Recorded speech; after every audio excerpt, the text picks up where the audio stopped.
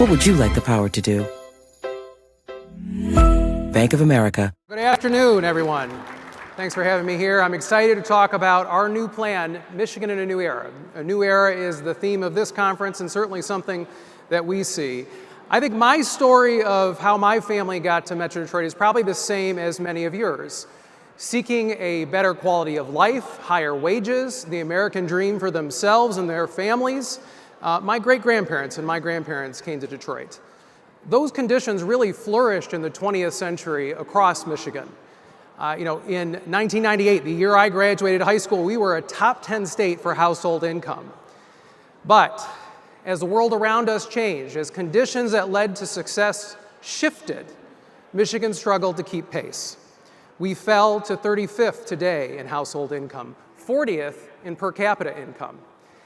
And I think importantly here, 50th in income growth over the last 25 years. As high-wage and knowledge economy jobs grew across the country, Michigan was left out.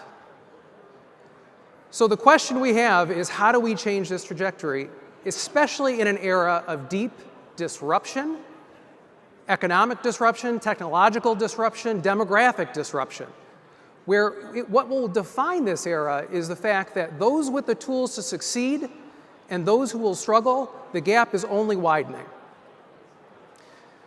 Late last year, we published the Michigan in a New Era report, designed to help us adapt, to lead in the 21st century in the same way we led in the 20th century.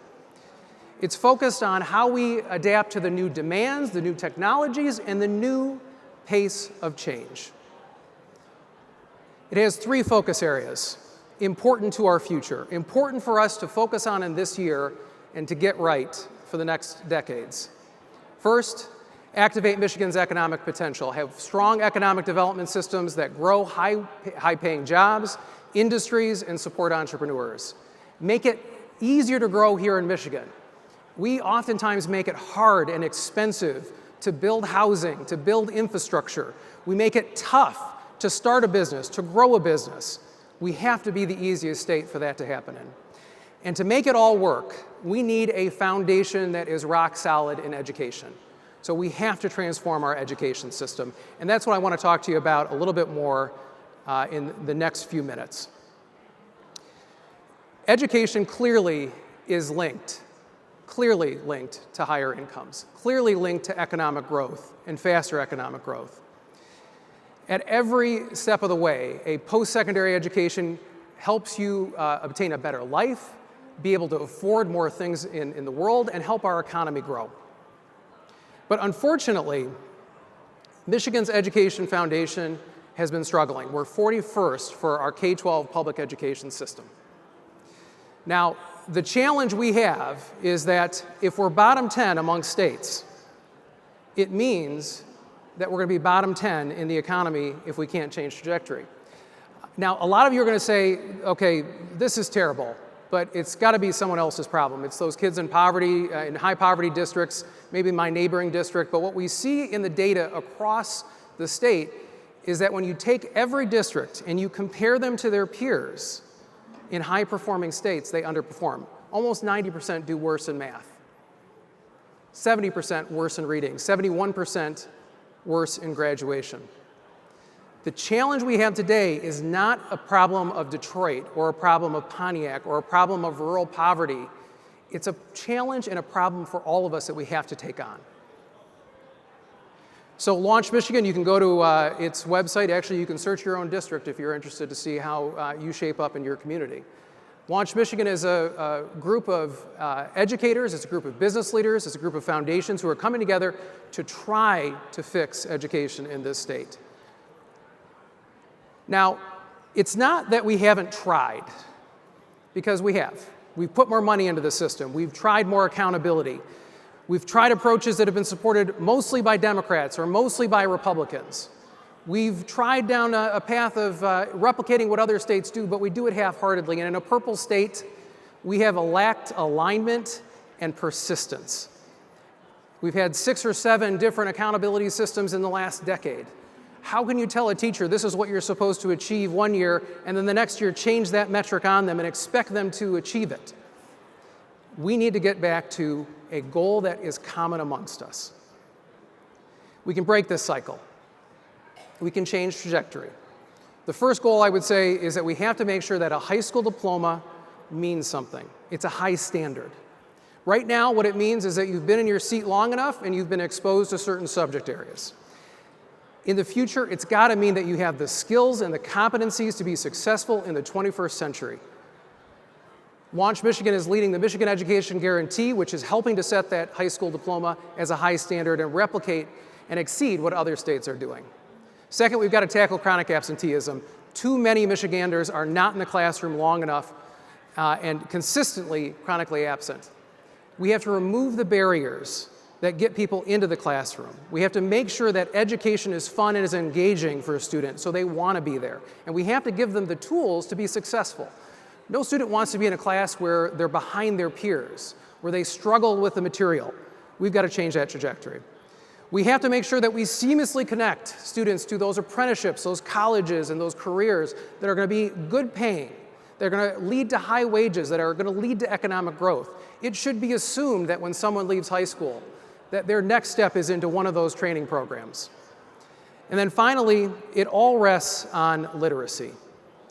What we do, what we engage in the next few years especially, has to be focused on changing our trajectory in literacy. For students who struggle with reading, for teachers and parents who support them, if we don't get this right, every single step after that is harder. And Michigan, unfortunately, it's the same story over the last 25 years that you saw in income rankings. We've fallen. Back in the 90s, we were 16th, a top state for reading. We've fallen to 44th. Now, you might say, but Jeff, everybody's fallen a bit, especially during COVID. We took some steps back in education. That's true, but not every state. Mississippi, who was tired of being the bottom among states in education, said, this is enough. We have to come up with a deliberate, focused plan. We've got to put in place strong leadership, and we've got to make sure that we can move from 49th, where they were, to 9th, and they did that in 11 years. We had the opportunity to bring Dr. Carrie Wright, the architect of the Mississippi Miracle, to this very room a couple of months ago to sit down with her. She's led this reform in a red state. She's led this reform in a blue state. And she gave us a bit of a formula of what it takes. Urgency alignment around those goals, science-based curriculum, support and training for teachers, interventions and preventions for students, and accountability for schools, and most importantly, persistence. Let's hear from her about when they got this right, what actually happened. I mean, it took a couple of years for you to actually see the change in success. You call it a lot of people call it the Mississippi Miracle, but you call it the Mississippi Marathon. Yes, right? I do. So how many years did it take? And then, once you hit your stride, what happened? It probably took us at least 2 to 3 years to even see that incremental tick up, but we were relentless in what we were doing and what we were implementing. We never backed up from that because I knew based on research that what we were doing was going to work, and so we just doubled down on it every single year. And when that first uptick hit, it was like the aha moment, and then from then on, it just kept climbing, and we kept celebrating and celebrating and celebrating. You've got a state that's got the highest level of poverty in the nation, and when our national assessment results came out in 2019, Mississippi was #1 in the nation for 4th grade reading and 4th grade math. And our students in poverty, yeah, thanks, yeah. So, I was just going to say, the stat, though, that I was so proud of is that our students in poverty outperformed their counterparts across the nation. And so to me, that was like, poverty is not an excuse. All kids can learn. 2026 is an important year. We know we have a challenge. We know that states and others have been able to solve this challenge, though. We know that we're going to have, in just a little less than a year, a new governor, that all members of the legislature are going to be up for election. The last time this happened was 2018, and voters demanded of legislators back then that we fix the damn roads. And through 6-7 years of back and forth, Democrats and Republicans came together and provided solutions. It set the course for almost a decade of policy discussions. In this year, in 2026, for our economic future and for our kids, we have to make this year about fixing our schools. Thank you very much.